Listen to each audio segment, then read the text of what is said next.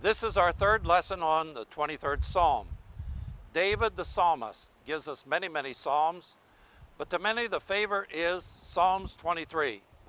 It is often read at funerals. However, there's a whole lot of depth of teaching in the 23rd Psalm. Today we're going to discuss the third verse. First we're going to read the entire chapter. The Lord is my shepherd, I shall not want. He makes me to lie down in green pastures. He leads me beside the still waters. He restores my soul. He leads me in paths of righteousness for his name's sake. Yea, though I walk through the valley of the shadow of death, I will fear no evil, for you are with me. Your rod and your staff, they comfort me. You prepare a table before me in the presence of my enemies. You anoint my head with oil. My cup runs over. Surely goodness and mercy shall follow me all the days of my life, and I shall dwell in the house of the Lord forever. And our lesson today is on verse 3. He restores my soul. He leads me in the paths of righteousness for his name's sake. And here is our teacher, Arie, to tell us about circles of righteousness. In Hebrew, nafshi yeshovev, yancheni b'ma'agalei tzedek למען שמו. נפשי ישובב.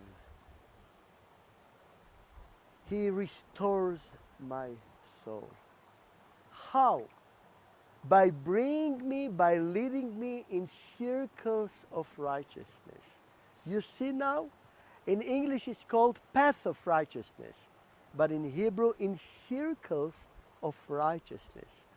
And now, when we are watching the circles of righteousness on the hills, you can see every line of this circle is surrounding the hill, slowly. But all the time the circle is going higher and higher and higher. So once the sheep, remember it's written by a small sheep, this psalm. David was just hearing what he had heard from the sheep.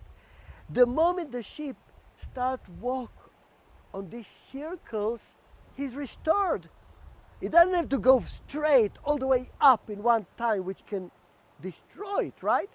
But slowly, walking around on these circles, and finally the sheep finds itself up on the top where you have breathe, you have so good wind.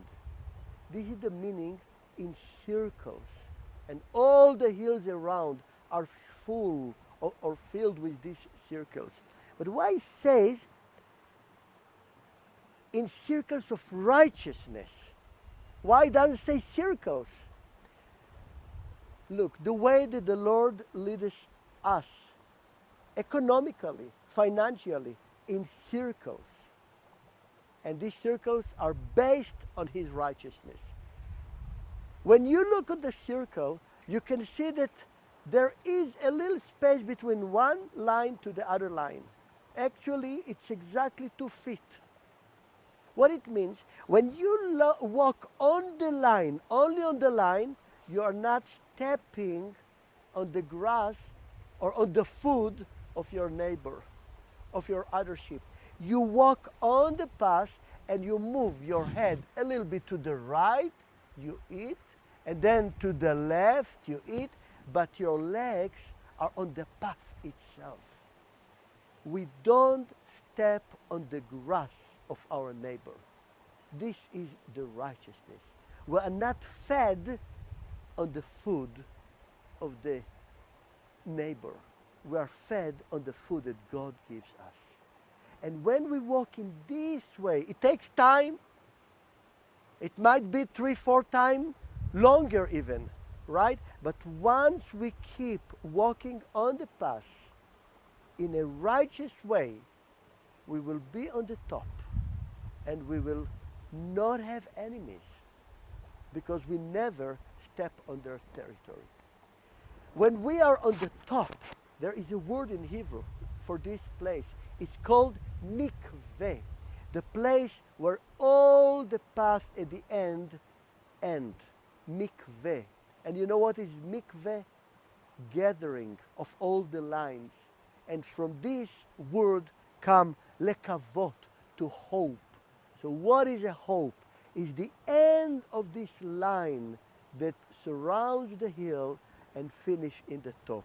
I'm sure that every one of us want to finish up in the top, in the mikveh, where God will gather us all to Him, and one day we'll find ourselves up in heaven with Him. This is in Hebrew meaning hope. This means tikva, and this is also my hope.